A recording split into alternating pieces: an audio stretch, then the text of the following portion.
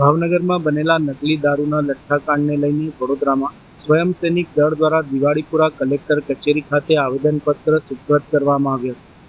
સંગઠને ગેરકાયદેસર દારૂના નેટવર્ક સામે કડક કાર્યવાહી અને દારૂબંધીના અસરકારક અમલ અંગેની માંગ કરી હતી. સ્વયંસેનિક દળે જણાવ્યું હતું કે ભાવનગર લઠ્ઠાકાંડમાં ઝેરી દારૂના કારણે અનેક લોકો જીવન મરણના વચ્ચે ઝોલા ખાઈ રહ્યા છે. અગાઉ બોટાદમાં પણ આવા લઠ્ઠાકાંડમાં અનેક લોકોના મૃત્યુ થયા હતા. તેમ છતાં આવી ઘટનાઓ ફરી બનતા દારૂબંધીના અમલ સામે પણ સવાલો ઊભા થઈ રહ્યા છે. સંગઠને સમગ્ર મામલે જવાબદારો સામે કડક કાર્યવાહી કરી ગેરકાયદેસર દારૂના નેટવર્કને અટકાવવા સરકારને રજૂઆત કરી હતી. અમે આજે કલેક્ટર શ્રી વડોદરાને એસએસડીના માધ્યમથી આવેદનપત્ર આપવા આવ્યા છે. આવેદનપત્ર એ બાબતનું છે કે હાલમાં જ ભાવનગરના ખરકડી ગામની અંદર લઠ્ઠાકાંડ થયો, નકલી દારૂનો જે લઠ્ઠાકાંડ પકડાયો એની અંદર ઘણા બધા નિર્દોષ લોકોનો ભોગ લેવાયો. આવો જ લઠ્ઠાકાંડ વારંવાર ગુજરાતમાં ઘણા જિલ્લા શહેરોમાં બની ચૂક્યો છે, જેના નિર્દોષ લોકો ભોગ બન્યા છે.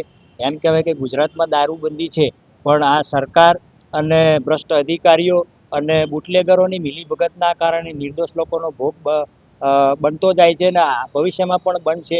તો આ ભ્રષ્ટાચાર જે બંધ થાય, દરેક બાબતમાં ભ્રષ્ટાચાર ઘૂસી ગયો છે અને આ સીધું સરકારની રેમ નજર હેઠળ, પોલીસ પ્રશાસનની રેમ નજર હેઠળ અને બુટલેગરોના મિલીભગતના કારણે આ બધા ગેરકાયદેસર કૃત્યો બનતા જાય છે. ગુજરાતમાં દરિયાકાંઠે ઘણા બધા ડ્રગ્સ પકડાયા, હાલમાં કચ્છમાં પણ નકલી દારૂ બનાવવાના સાધનો પકડાયા, જેના ભોગ આ નિર્દોષ લોકો, ગુજરાતના લોકો બની રહ્યા છે. તો આ ગુજરાતમાં દારૂબંધી હોવા છતાં આ ભ્રષ્ટ અધિકારીઓ, ભ્રષ્ટ સરકાર અને ભ્રષ્ટ બુટલેગરોના લીધે આ ભોગ બનતા લોકો જે બનતા જાય છે એના પર રોક લગાવવા માટે એમને તાકીદ આપી છે અને આવેદનપત્ર આપીને લેખિત મૌખિક બંને રજૂઆત કરી છે.